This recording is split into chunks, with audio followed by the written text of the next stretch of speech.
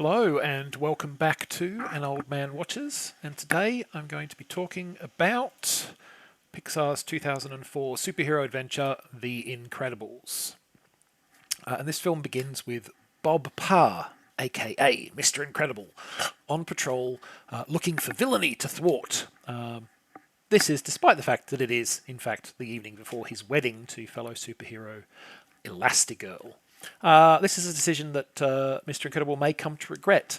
Not only is he bothered by a wannabe sidekick who complicates his work, but the people he saves during this time don't exactly show much gratitude. Instead, they sue him for damages. This triggers a cascade of similar lawsuits against other superheroes, ultimately leading the government initiating the Superhero Relocation Program, forcing supers to adhere to their secret identities and abandon their costumed exploits. 15 years later, Bob and Helen, the former Mr. Incredible and Elastigirl, lead a quiet suburban life with their three children, Violet, Dash, and baby Jack Jack. Bob loves his family, but he resents the mundanity of his suburban life, and he secretly moonlights as a vigilante with his best friend Lucius, the former hero Frozone.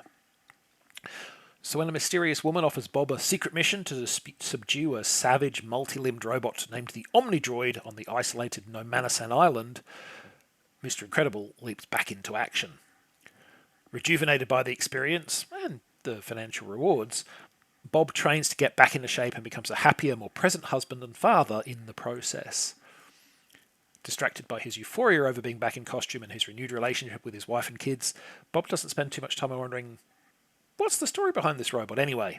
And suffice to say, he's not going to like the answer to that question, and the threat he discovers may be too big for even Mr. Incredible to handle alone. But then Bob Parr isn't alone. He's a family man. So The Incredibles was released right in the middle of what is probably Pixar's greatest decade. Between 1999 and 2009, in addition to this film, the company released Toy Story 2, Monsters Inc., Finding Nemo, Cars, Ratatouille, WALL-E, and Up. That is quite the list. Every single one of those movies was a massive critical and commercial success, except Cars, which was merely a commercial success. And I think that was a pretty solid film, regardless.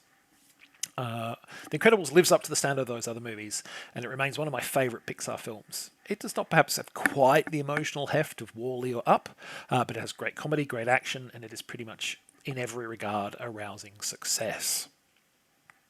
How much of a success? Well, even today, nearly 20 years after its release and with dozens of successful Marvel Cinematic Universe films to contend with it, I would put The Incredibles in my personal top 10 superhero movies of all time. First of all, The Incredibles is a funny movie, and that's not an accident. While the film is full of comic book in-jokes, zany hijinks, and wacky wit, it's clear a lot of careful thought has gone into constructing those elements. Seemingly throwaway gags don't exist just to get a laugh when they happen. They can turn out to have plot significance that is even funnier than the original joke. The only other film that I've seen that shows anywhere near this amount of thoughtful execution of its humour is Paddington, which if you haven't seen that film, that might not seem like particularly high praise, to which I can only say, you should see Paddington. It's tremendous fun. But The Incredibles doesn't just show deep thought about its humour, however. It's clear the writers have also given considerable consideration to how each character's powers work, what they let the characters do, and how to illustrate those capabilities on screen. Not just in the superhero action scenes, mind you, though of course they're a major venue for it, it also shows the mundane, everyday application of such abilities.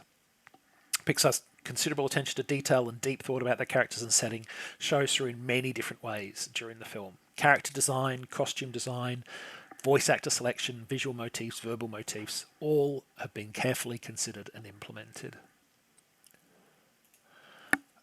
Now, a lot of action films, especially action comedies, tend to be pretty limited in their emotional engagement. I don't watch a film like The Hitman's Bodyguard and experience much in the way of tension or grief or sadness, or even, beyond the most limited, ooh, spectacle kind of way, even much joy. In my opinion, regardless of how light their content might be, truly good films do have emotional weight. They feature characters that the audience cares about in situations where the stakes are meaning for them and where the characters' choices about how they approach those situations, including but definitely not limited to their success or failure, are meaningful to me. And Pixar understand this, and they have repeatedly shown their ability to create characters whose motives, choices, and fates are important. The Incredibles is no exception. It's easy to empathise with Bob Parr's frustration that he can't use his abilities to help people, even as we can tell that he's letting that frustration lead him into bad decisions that will endanger not just himself, but his whole family and the city in which they live. The characters in this movie aren't simply one-dimensional plot tokens moving through a series of funny, clever set pieces.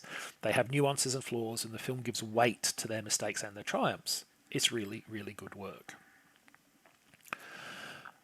Now, finally, in an age where most of us probably get our movies via streaming platforms, The Incredibles stands out to me as a movie where the potential benefits of physical media are important. The DVD contains what may be the single greatest bonus feature ever created, the utterly fantastic short film Mr. Incredible and Pals, which is done in a deliberately limited animation style that parodies the low budget and low quality Saturday morning cartoons that used to air in the 50s and 60s. It also features an deliberately dated Cold War-esque storyline in which Mr. Incredible and Frozone confront a communist villain and sees Frozone spout hip and cool street dialogue that is similarly intentionally bad. You know that meme with Steve Buscemi saying, "How do you do, fellow kids?" It's that kind of great bad. And not content with the genius lameness of the short itself, Pixar had the voice actors for Mr. Incredible and Frozone come in and do a commentary track as their characters, seeing the movie for the first time. Since this involves Samuel L. Jackson getting justly ticked off by the offensive portrayal of Frozone, it's pretty much comedy gold. Now you might be thinking, yeah, but it's an extra, so it's not a good thing about the movie itself. Yeah, okay, that's technically true. But the existence of Mr. Incredible and Pals and its delightful commentary track shows how deeply the folks at Pixar thought about the world of The Incredibles and the joy and the passion that they convey in the film. You should see this movie, preferably on DVD. Next time, the only film that Alfred Hitchcock ever remade, the 1934 version of The Man Who Knew Too Much. But that's next time. Until then, thanks for watching this video, and I hope you enjoyed it.